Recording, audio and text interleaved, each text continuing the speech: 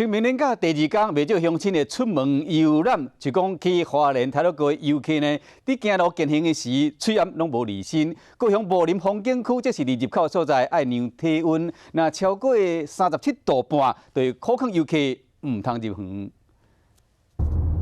崩坑内临时停车，太卡长长，泰鲁阁有名景点三卡当步道，吸引旅客上山亲近大自然，就因为人多，伫户外爱挂嘴暗。人多的地方就戴，尽量避开那个人潮。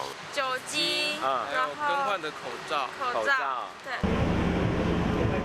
车窗架落来，量下温，副驾驶佮后座乘客拢总爱。入口处就当看到真侪车咧排队，高雄武林部落好山好水好景色，真侪民众拢来佚佗。若是体温当场量超过37度半，就会入城换道，请你翻头转去。